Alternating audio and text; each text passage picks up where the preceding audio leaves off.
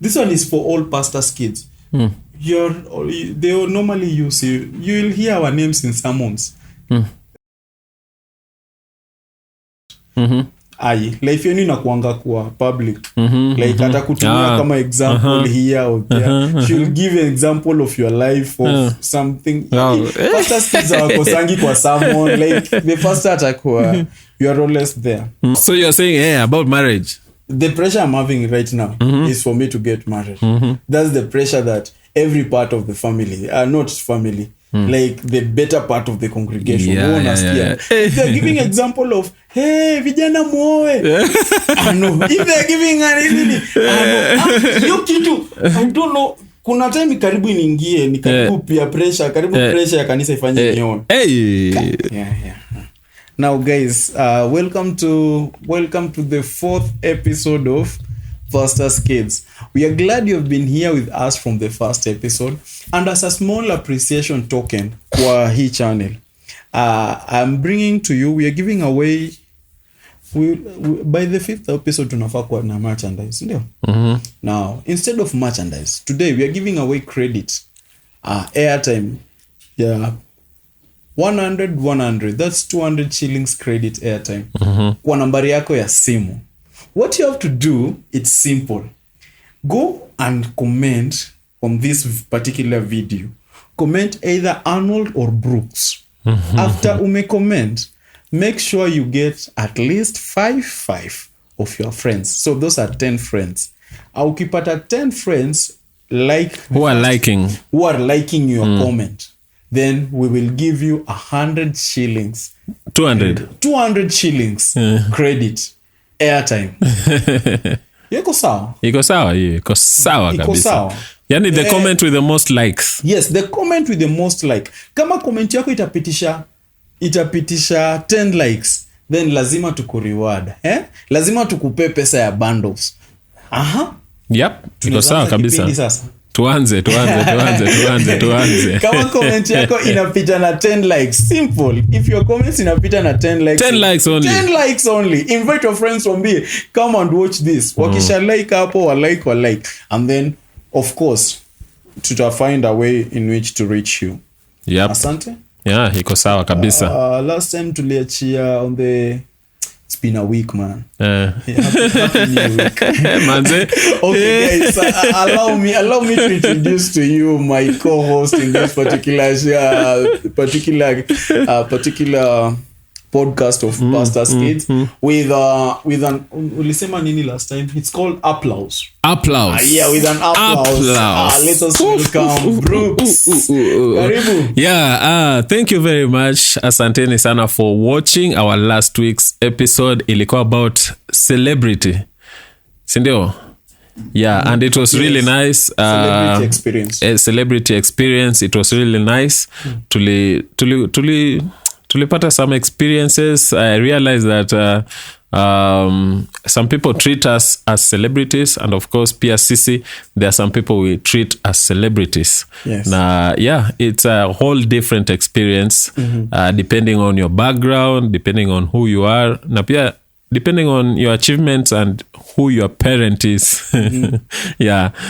So this episode pia iko na mambo mingi sana. Make sure unakaa hapo mpaka mwisho. Yes, in this particular episode now we will go away from the pulpit, or away the pastor's experience.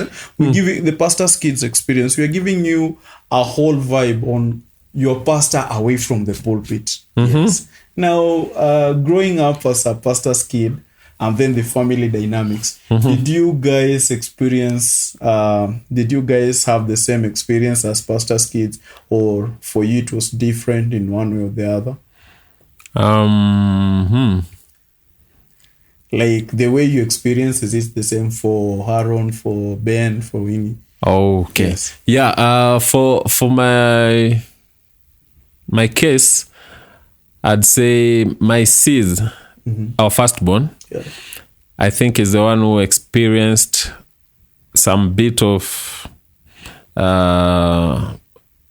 parenthood yenye my dad was working, not yet a pastor. Okay. Yeah. My dad is a teacher by profession.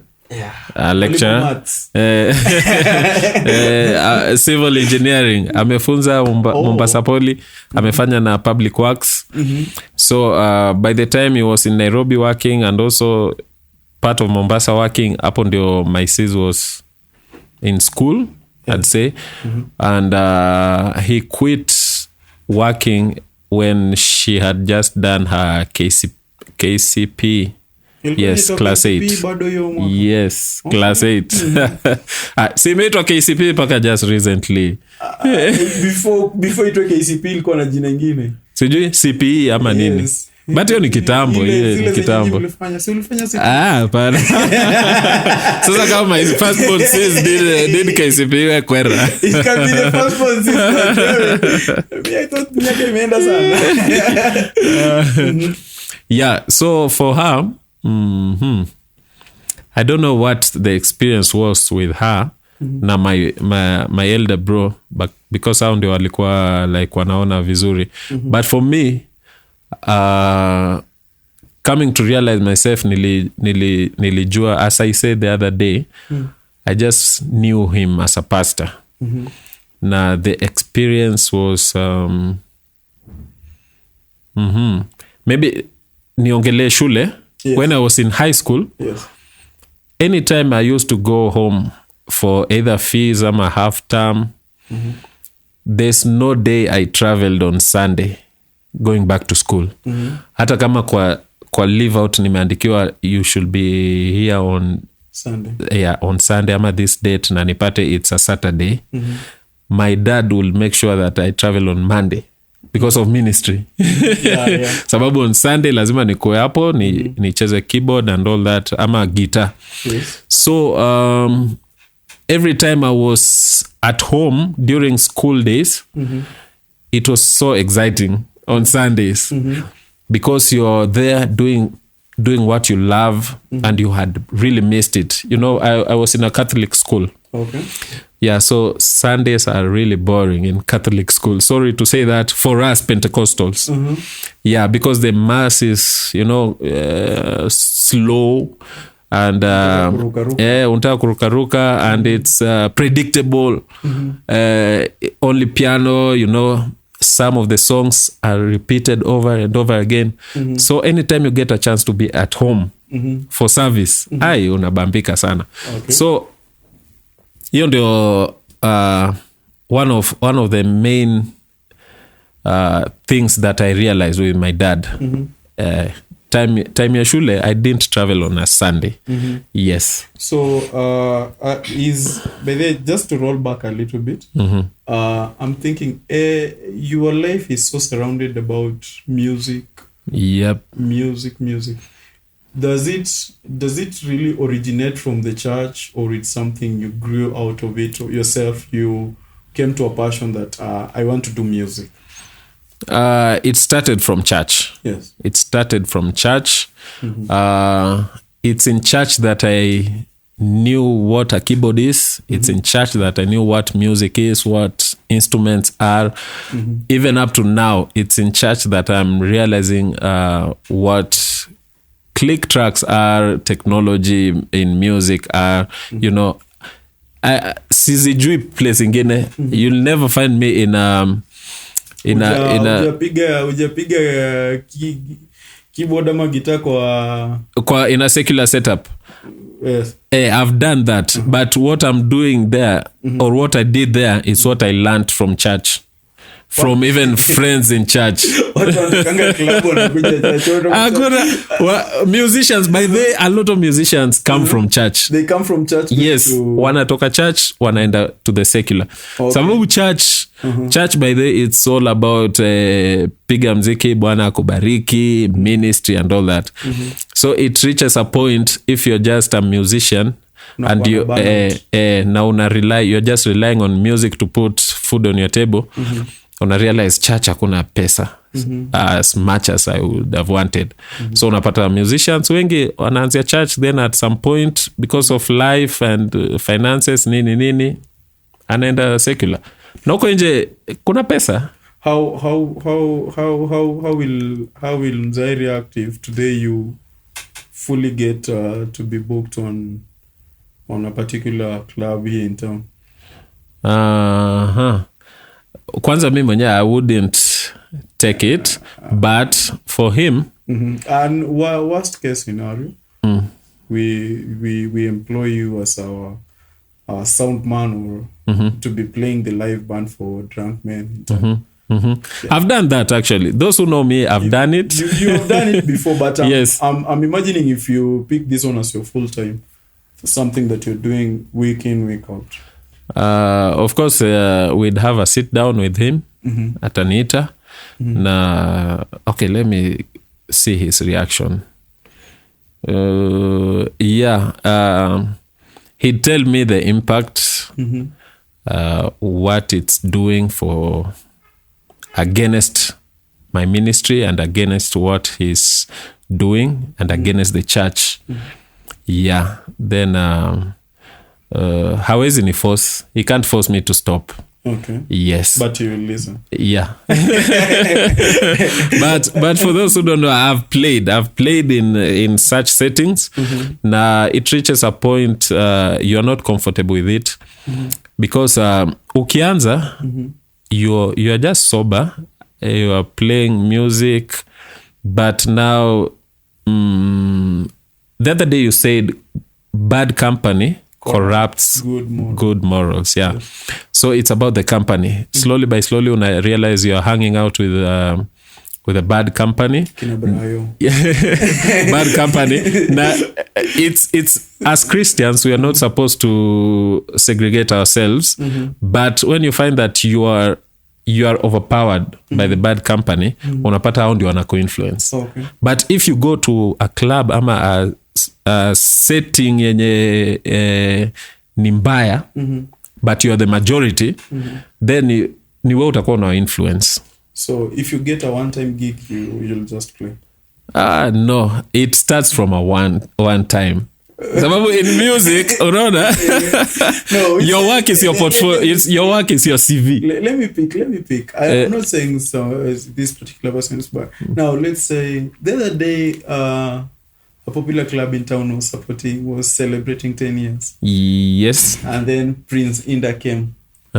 Now, if they call you to play live band for him, will you join? Nope, I wouldn't.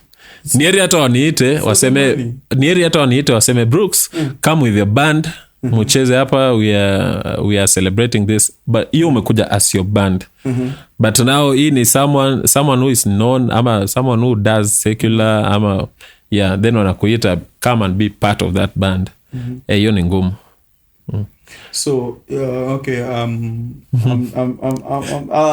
still come back to this question at some point when I get what I want. But we are speaking about also the impact of money and church. Yes. And the way ministry appreciates different professionals. Yeah. Now, I don't know the exact verse, but I know of somewhere where the Bible speaks about the Levites are supposed to eat from the offering.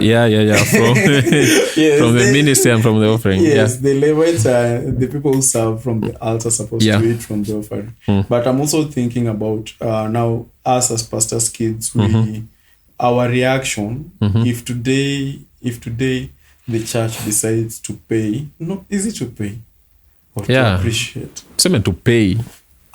Kama mbaya. If the church decides to pay everyone in the band, everyone in music, everyone in choir, everyone in what other service? Everyone in security, everyone in usher, in media, protocol. Media, of course. If they decide to pay all of us, will we still have the same number of churches we have in Kitale or in Kenya? Same number of churches. Yes. Hapo sijui, but what I know is if a church can pay, if they have the resources to pay all those people, then we'd have a lot of professionalism. Yes, because once someone pays you, they want to see what you're putting in. They want to see your work. And they have a right to demand. Yeah. That's why when you're paid to do a gig, I speak as a musician, when you're paid to do a gig, maybe in a wedding or a birthday celebration or even in a club, people who have paid you, they'll put demands, a lot of demands on you. Sababu hiyo si ministry. They're telling you, we paid you to be here at 8. Size in 8:30. You have not even done setup and all that. Nini. They can even tell you, ile balance, we shall cut it by 30%. But now, if you're not being paid, unaweza kuja, even you can miss church, you can miss practice, you can miss all that. You can fail to show up with your instrument if maybe you're the media guy. Unaona, you can come without your camera, sababu camera imeenda place ingine, it has been hired. But if you are hired to do a wedding, you can't show up without a camera. Hawezi sema ati hao watu wako na kamera yao, so nitatumia yao ama nini, vitu kama hivyo. So I think we got such a time, we got to shoot such a things at some point. Kuna siku tuliitwa, tuambiwa nataka drone, so we tukaenda na drone. But one of the cousins or one of the grandchildren in that funeral had a drone. A good quality drone than ours, just lying there. So at what point does money really beat the church in the present time? Like, at what point are we supposed, is there a level that a church reaches and say, yeah, now we are in a position to pay them, we are in a position to pay the various service providers, let me say that. I think it's a matter of ideology. Because it doesn't really matter with the amount. What matters is the ideology, the whole idea. Because kuna churches they have a lot of money and a lot of resources, and they are paying no one. Okay. Except maybe the security guy, the secretary, easy kazi, the paperwork. Yes. But hizi zingine, they regard them as ministry. Na pia kuna churches, very small churches, but unapata the guys who are serving there are being paid. I'm appreciated monetary wise. You'll have a problem with people when are paying. I'll have a problem. Yes. This one is my personal view. Yeah, Nini discretion. The views expressed in this podcast are individual. Okay. They don't represent Ano Studio. No, this one is not even part. The video is powered by Ano Studio. The sound is coming from Trinity Music. So whenever you find the video, these are not the views of Trinity Music. So what I'm saying is there are churches that are very small, but they're paying the musicians that are there. Maybe unapata tu ni church iko tu na keyboardist peke yake, and the keyboard is being paid. Hata kama si end month, maybe it's just per service. Whatever they're getting, hata kama ni kulipiwa tu fare, it goes a long way. Yeah. For them. Now, churches zingine pia you find the people serving wako na other professional life ama other career huko nje. So they are comfortable doing the service without getting any payment or any appreciation. Na iko sawa tu bado. So I'd say it's a matter of the ideology behind. Na ni pastor ndiye anaamua. So have you ever experienced such in that was like the theory part. Yes. They had the things we had to speak out before. Now, have you experienced such where somebody left church because they're not being paid or appreciated? Yeah, of course. What was your view then that you think you changed now? Because I also have my perception. I'd say the first one, the most common one, yenye saizi I come to terms with it, when someone leaves church because of payment, you never know what they're going through, so that atoke. Because money, pesa, it's a very wide topic, and inachangia sana in our lives. Hizi vitu tunafanya hapa, it's because of money. It boils down to money. Hata kama uko na passion, but sometimes inafika passion bana uwezi kula. Okay. But kuna wale wanatoka because the grass is greener on the other side. So si ati ajalipwa. Nile tu the other side ameambiwa whatever you are getting there, we shall double it. Ama tutaongeza by this kiwango. That one for me, without I'm judging. Hiyo wewe na wewe pia utasema, wewe pia usiogope. For me that one is si poa. Acha tu niseme basically si poa, because hata huko they'll get another offer ya kwenda to some other place yenye itakuwa very expensive. I mean, they'll be taken care of really well. Unanipata? But if someone leaves church sababu this place they had an agreement, wakasema we'll be paying you this, ama we shall be paying for you for your rent and this and this, we shall take care of this and this for you, then after some time they're not doing it, and they decide to leave, then that one is understandable. I understand. Sisemi ati kila mtu aelewe, but that one I understand. Sababu they have done their part.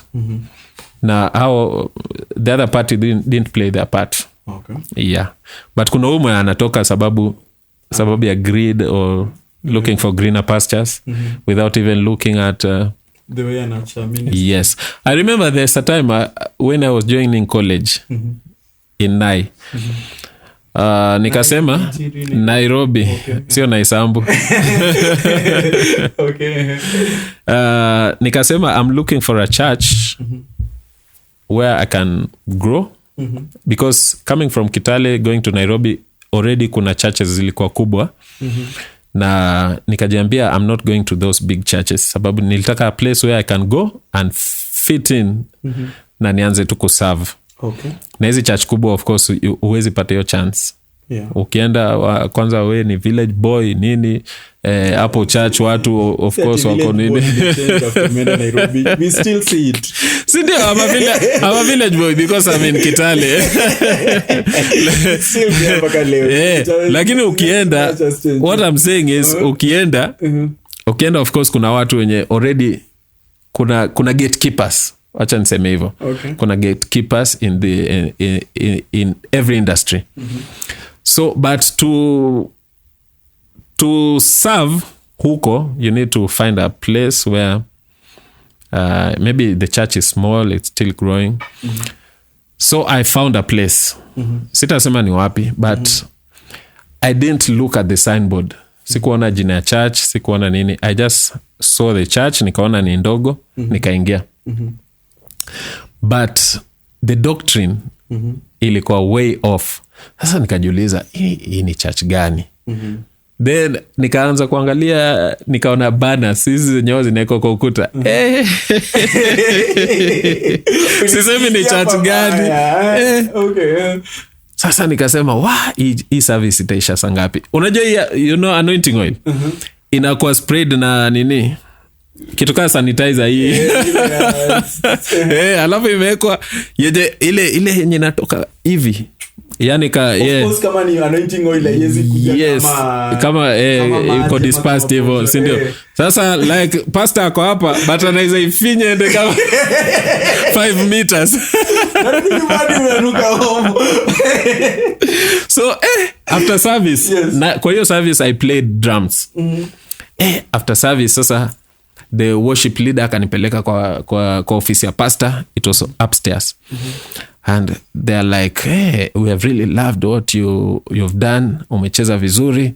So I think we shall be having you every day. Sababu that was a morning glory. Every day I think we shall be having you on the drums, and anything else unaweza fanya is fine. Then at the end of the week tutaongea. But mi ndani najiambia this is the last time niko hapa. Yeah. So kama ningeangalia tu do, I think ningebaki hapo. Yeah. So my point is, let me land. My point ni kuna watu wanaangalia tu pesa, they're looking for money, ama they're looking at the pay check without really caring about the doctrine. Hawajali doctrine, na hiyo si poa. I tell the younger musicians, sio wale wakubwa, the younger ones, the pastor kids. Pastors kids wenye are looking up to me. Sio wale wengine hatuwakashifu. But if you are a musician na you're just starting, angalia pia doctrine. Don't just look at the music and the technology where you're going to. Angalia doctrine pia. Okay. It's really important. Yes. Yeah. Let me carry this from here. When we were beginning church, I was not so much into, I told you this, I was not so much into politics of the church. So there are things I didn't understand. But I know of somebody. When we were beginning, we have the zeal to serve God. And I tell these people, I told you in the other episode, I speak business. One mentality of people in the beginning business is this. You think because you're beginning business, everybody is happy for you. Yeah. And then on the opening day, you're also expecting people to be so happy and coming, flocking inside your shop.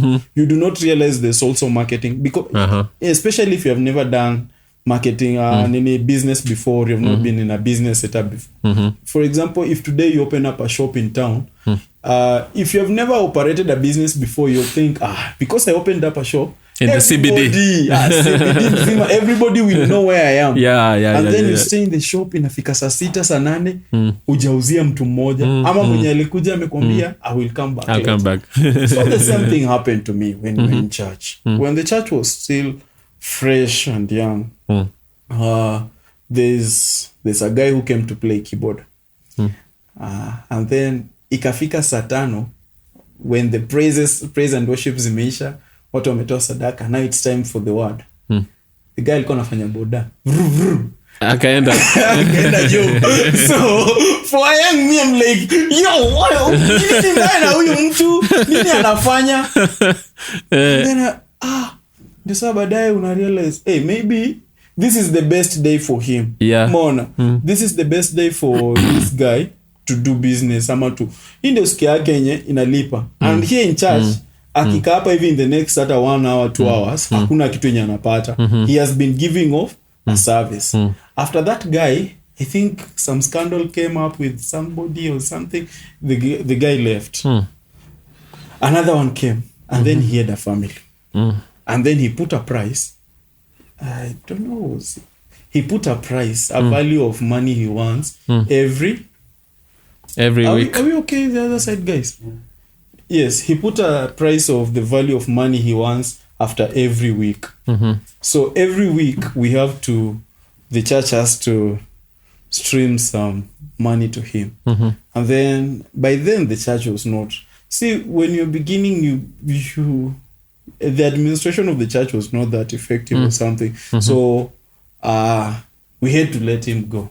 And then for me, I was like, oh, this guy is a good keyboardist. And he also has a wife. But why couldn't they just be with us? Then even if you're not being paid, then just come to fellowship with us. For me, it was really hurting. Ilikuwa inauma kuona watu wakitoka church. Like, I really for the first time, the people we began with, when you're feeling people are leaving, and come, hey, this is a big betrayal or something. They don't know. It's not just the same. And yeah, true. For a small church, when somebody lives with a wife, you see what you are missing. It's a big impact. Yes. And then plus he's also a keyboardist. Then he left. And then from there now, I started understanding, okay, there are people who will come in church, who will be in the ministry, them they have to be appreciated. And then there are people who come for the ministry. There are people who come to minister with you. They'll not be with you for a long period of time. But they will always be there. They will be there for some part of time. And even in church today, we still have such members. People who maybe they work in mirrors, they work where when they visit their family in Kitale, they will be at church. They come to church. They come to church, but later on you do not see them. So the issue of money, the issue of money also moving on to, I don't know, to people, to the offering you give. I don't know, the church really runs a lot of things that people do not understand. Have you ever you go after, okay, I don't say I target the offering, but after Sunday service you ask maybe for you ask for something, and then unaambiwa I know hatuna pesa. Mom tells you I know hakuna pesa. Pesa Sunday. You know, Sunday is the only day. If this is a business, Sunday is the best day. Sunday is the market day. So if they tell you they don't have money, sometimes when the church was still growing, singeelewa like ati unaambiwa ati mzee anakuambia hatuna pesa, like hiyo time ingekuwa huwezi kosa pesa. But later Sunday bwana. Later on you realize nani Sunday jioni. Sunday jioni alafu mama kombe na pesa na yeye ni pasta. Hapo tunaweza kuangalia but later on you start understanding that apart from just appreciating some people okay.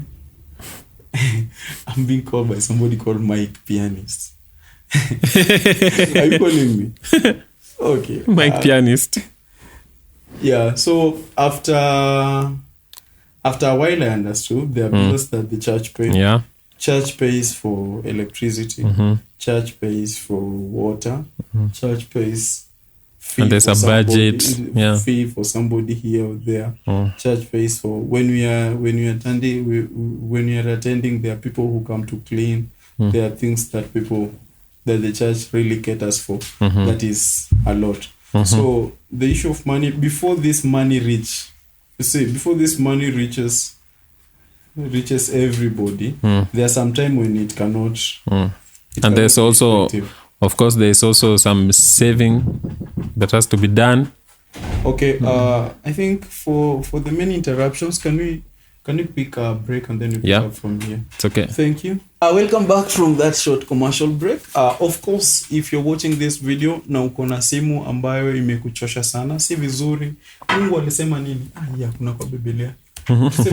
Sio vizuri mwanaume kukaa na simu moja tu for whole entire year. Bado uko tu na simu, uko na simu ulimaliza shule 2017, bado uko na hiyo simu. If you're looking for a quality phone, if you're looking for a quality phone, kweli unataka kukuwa na simu mzuri, Samsung, iPhone, Oppo, a good quality camera phone, upate kuona hii video in HD. Kuna mtu anatuangalia hii video na anaangalia from a cracked side hapa juu. Kindly you can upgrade your phone. Na kwa njia ya kulipa mdogo mdogo, tunakupatia simu ya watu simu. Watu simu. They are offering you a good phone from as low as a deposit of 4,000 shillings. Na unaweza lipia hii simu from as low as 60 bob daily. Unazidi kuwatch. Unazidi kuwatch hizi video. Now, if you're looking for if you're having a bad phone, if you are looking for a good phone to upgrade, kindly you can reach through the numbers on the screen, and also you can watch this short clip. Yes, of course. Hii video. Tuko hapa hivi kando ya Forbes launch, kando ya Lakara in Kitale Kenya. Place inaitwa Teriet Center. Tuko kando ya Chloride Exide. Yes. Hapa mahali kuna ka joint ka your business inaitwaje? There's a business park. Tinga. Yes. There are machineries, na pia wakulima. Mvua imeanza kunyesha.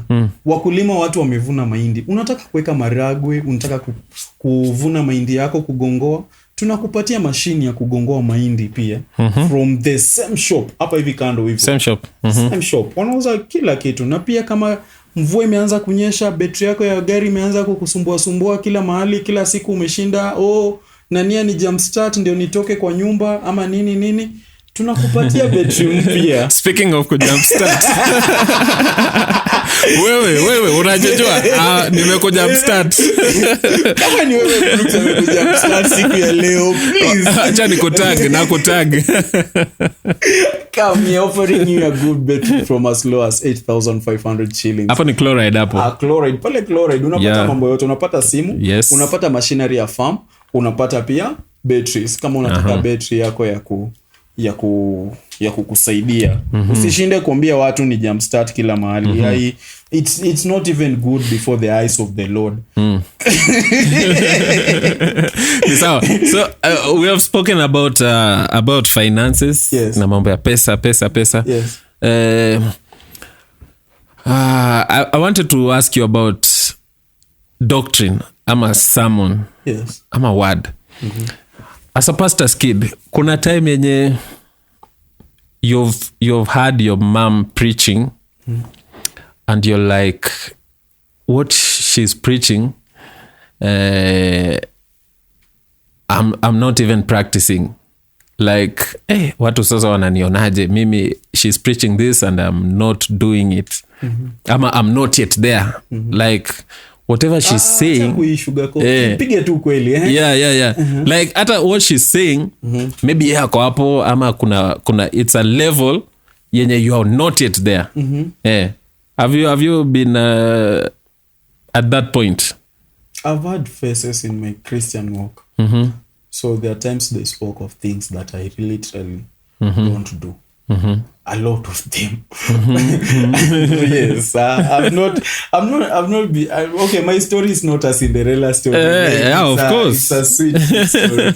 Mine it's even if there are good parts, there are also thorns in the roses here and there. So yeah, the things mom spoke. Ama you find, yes, there's something she spoke, and for I don't know, for my mom will not, she will use this one is for all pastors' kids. They will normally use you will hear our names in sermons. I don't know, for mom does that. Life yenu inakuanga kwa public. Like atakutumia kama example here or there. She will give an example of your life of something. Pastor kids hawakosangi kwa sermon. Like the pastor atakuwa, you are always there. Yes. So tunatumikanga kama example. Na kuna time is there sometimes some pressure, especially from the congregation, when maybe your parent is preaching and you know that you're not yet there?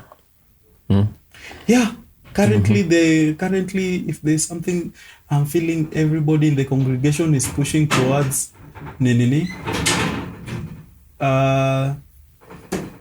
they are pushing towards me getting married. Oh. Yes. Wow. Having a visitor. Yes. So you're saying about marriage? The pressure I'm having right now is for me to get married.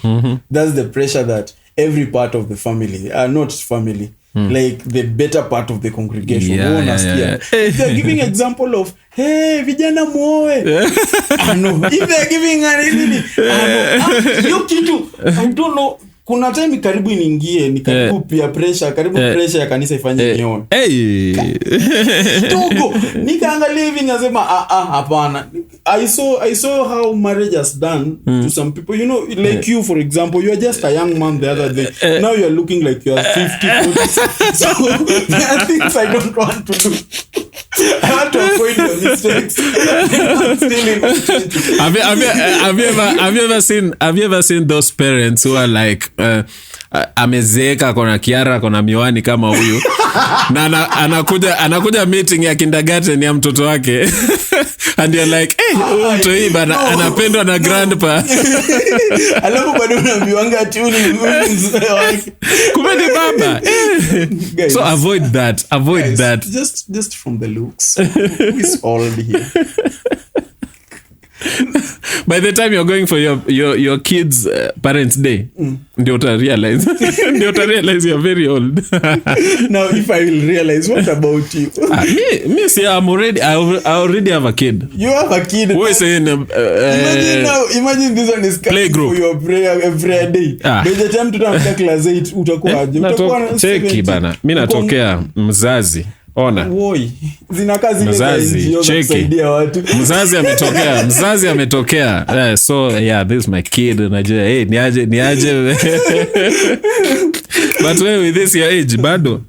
Yeah. Give your child the opportunity to be called a pastor's kid. But saizi hata watoto wako tu kwa hewa tu wana hang tu. Brooks, tutamalizia hapa. Anyway,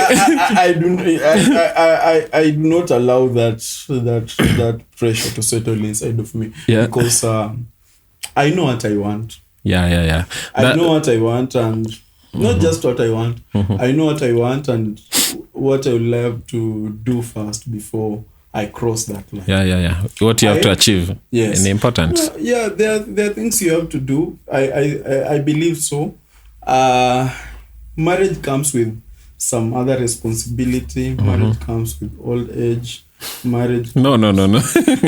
Age, your age will just keep on going. Like for example, you can see the difference. Mimi nilikuwa the small, the wanaitanga nini wale watoto wanabebanga pete kwa harusi. Page boy ama sije ndio. Yes, I was a page boy at your wedding. Now look at you. nilikuwa pale hivyo na Biblia. Imagine. And you're hanging out with me sahi bado. Now look at you. This one even is not supposed to be pastor's kids. This one is supposed to be pastor's kids being advised. We should call for a conference where you advise us on how you have been able to live like successfully. Yes. This 43 or 44 successfully. I still remain young. Sindio? No, you're not young. You're old. Wacha tuende kwa sermon. Now, yes, ujamaliza? That's the thing. They really push for me like, the people who are not married in this church.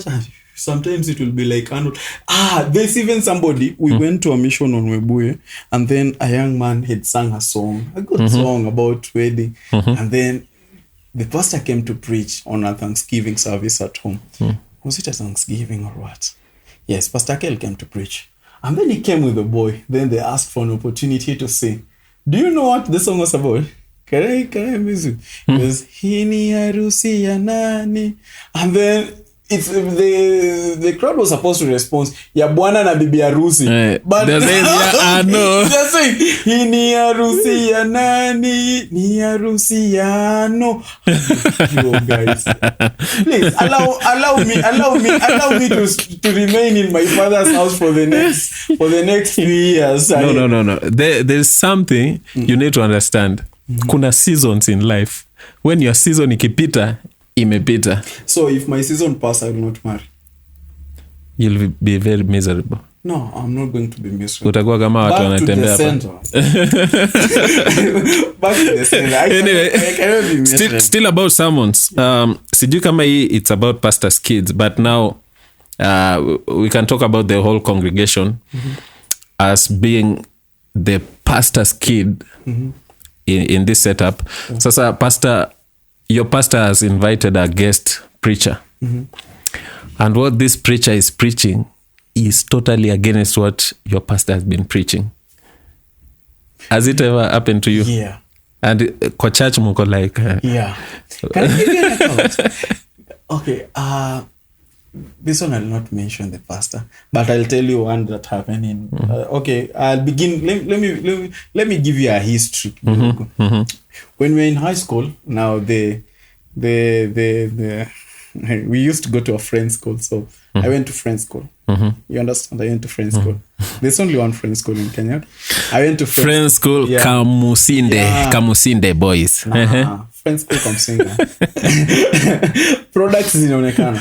Okay, now in friend's school, at at every particular during the term they'll already program, like they'll have to maintain the Friends Church, they'll have preachers from the Friends Church come. Every Sunday. Not every Sunday, but is it alternating or alternating? Acha tuseme tu a fortnight. Yes. Every fortnight. Now, the pastor came, and then that day I don't know. I'm totally sure there are messages you hear and you say this one is preaching about God. Yeah. But that day he came and then he was speaking about the githeri soup, whatever he's doing.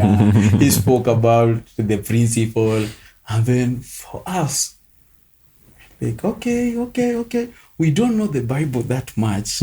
But this part, this one I'm sure. You know, this one I'm sure this one is not the gospel.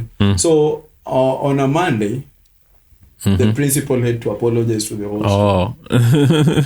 and that pastor never preached again in the but he was from Friends. No, he never preached. He never came back again to minister to us. But he was a Friends pastor. Yeah. Okay. In the recent theme and churches, I think one part utapata ya mapasta ni it's not that direct. It's not like even if somebody is preaching bad thing, they will normally sugarcoat it with messages of grace or something good. It's not really a message about God. And I don't know, for me particularly, before I listen to somebody or if I am listening to somebody, I don't know, even hata hapa hivi vile tuko tuna record hivi, the crew kama tunaongea kitu yenye haileti sense kwao, anaweza kuwa tu wako hapa hivi but hayuko hapa hivi. Even in church, I'm sure there are days when the minister will be ministering, you're just there physically doing the live stream and looking at what people are saying, the comment, but you're not physically there. You're not, mentally you're not there, you're somewhere else. What will take me away from what will happen for me to go away from such a service? It's, for me, I'm a lover of wisdom. Like, if I get wisdom in what you're preaching, I don't like plain preaching. Like, utaendesha ndege kesho. You like, okay, let me pick a common verse. Which one? John 11:35 or something. Bible says in John 11:35 that Jesus wept. Yeah, it's just plain like that. Now, if you're coming to minister to us and then say, praise God, church, you know the shortest verse in the Bible says Jesus wept. Are you blessed? Where am I going to be blessed from such without a revelation? Like, every time I listen to a man of God, I'm focusing on revelation, I'm focusing on nuggets of wisdom. If I get the nuggets, have you ever listened to somebody preach to you a message and you're like, but this message I've been listening to it. I've never seen it this way. I've never seen it this way. Yeah. For such a person, I will really sit down and listen to him. And then there are people who, when they explain the verse, of course, they have the wisdom. So, for the current generation, it's very hard. Because even the Bible says in 2 Timothy 3:8 that they're having a form of godliness, but they deny the power. Therein. They deny the power that is in it. So for utapata siku hizi watu wengi ama churches mingi ama hata messages mingi zenye watu watakuwa na minister, they will not really, they are not really, hawezi kuonyesha wa minister Bible. Pokea nyumba, pokea magari, and you're there desperate. Unajua moyo wako ikifika place ya desperate, you just shout amen. Amen. Mtu amenibariki. But now they're not basha. Yes, they're just sugarcoating it with messages of grace, but hawaambii watu kweli. Hawaambii watu kweli. I feel most preachers wanaogopa kuambia watu ukweli. Okay. Unaweza kuongelea preachers ama kwa pastors kids. Sasa zingine watu wanashindwa kuambia watu ukweli kwa sababu maybe umeitwa kuhubiri, au umeitwa maybe kwa church yetu kuhubiri. Unaogopa, unaweza kuwa umeona tu kitu yenye amefanya wrong. So unaogopa kusema kwa sababu unaona na nikisema kuhusu sitaalikwa tena. Sitaalikwa tena ama sitapata sadaka tena hivyo. So people fail to give the true value ama the true wisdom, na wanaanza kukuwa dependent on material things, and watu wamesahau tu the basic tu ya salvation, kupenda Yesu, kuwa na upendo. Hizo vitu basic watu wengi wamezi neglect. I think kwetu pia it has affected us. Mtu anakuja then they're preaching something different from what you've been hearing. Na you know my dad, yeye si mtu wa ile a lot of giving, and I think ati coax into giving, ati toa hii ndio upate this kind of miracle, I don't know, do this. So there's a time alialika some preacher, and unfortunately this preacher alihubiri for the whole week. Na every day ilikuwa ni after the sermon kuna hiyo mambo ya giving and all that. Unajua ikifanyika once, like umealika mtu akuje, then they preach for one Sunday, then they go. Iko at least manageable, but it's sasa the whole week. After someone sasa the bad thing is after they go, sasa wanaacha zile the souls. Watu wako grieved, wanakuja, they're saying this and this, I expected this, it didn't happen and all that. So inakuwa like hata saya preaching, sometimes the person who is preaching, nyinyi mko hapo mnasikiza na mnasema hapa naye ni kama ameenda nje. Sasa unajipea shughuli, unakaa ni uko busy, you're taking notes, but you just know that huyu atamaliza saa ngapi. So it's a bit of a challenge. But hiyo sasa kwa pastors kids as in biological. But now the spiritual kids we invite you to the whole brotherhood. You're also a pastor's kid. If you love your pastor, you're a pastor's kid. Glory, what a revelation. Now acha tuende kwa ingine before tumalize. Kuna dakika ngapi director? Director. Hiyo ni 50. Mchapa mingi sana. Okay, sawa.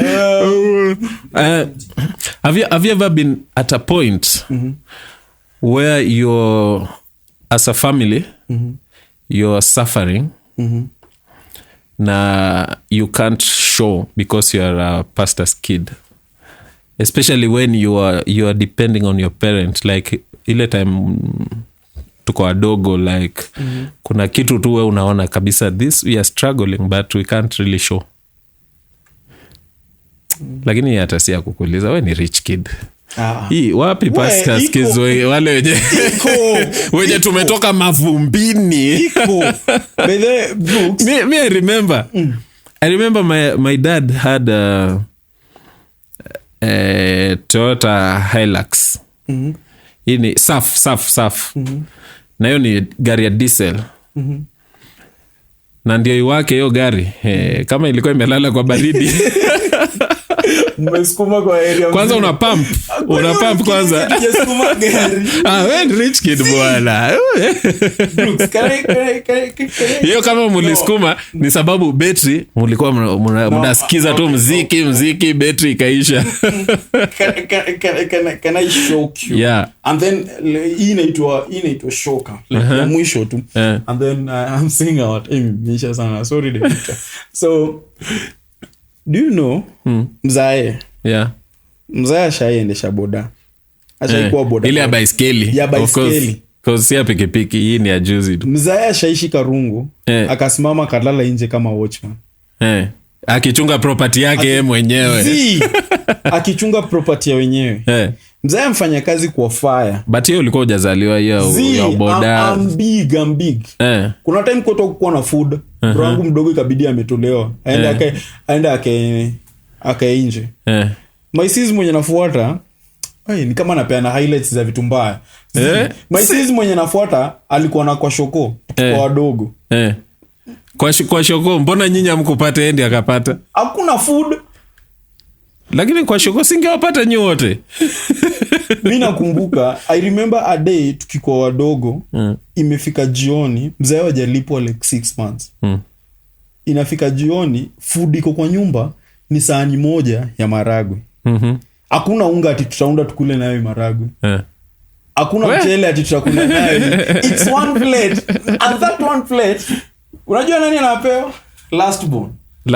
Yes. Wow. The rest of us, you survive. Evil. You are strong. That one I'll never forget. Mimi nakumbuka moving from Kiambia watu umelala sahi. Ukiniambia umekuja umenijua baadaye. Huwezi sema mimi ni rich kid. Umesema mambo ya nini? But wewe ni rich kid. Nile si umesikia tu pesa ilikuja baadaye. Lakini growing up I remember kuna time we moved from Mombasa to Kitale. Na hiyo time for the first time niliona ngano. Unajua ngano? Ngano. Wheat ikachemshwa. Sasa hiyo ndio ilikuwa nakula like asubuhi kama mahindi lakini si mahindi.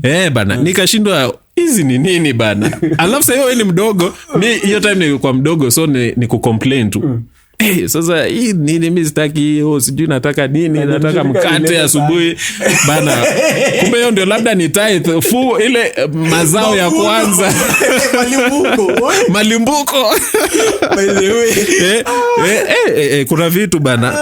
Alafu tukiwa wadogo tena this a story nilikuwa naambia one of my friends. Nilikuwa namwambia kuna time bana sisi hata hatukuwa na mafuta ya kujipaka. Hii story ilifanya nika realize you are better off than, yani you there's something that you have yenye mwingine hana. Ukilia ati hauna viatu, kuna mwingine alia hana miguu. There's some time nilikuwa naambia beshte yangu story ati kuna time bana hatukuwa na mafuta ya kujipaka. Mpaka hiyo siku nikajipaka blue band nikienda shule. Then ako like yani nyinyi mlikuwa na blue band.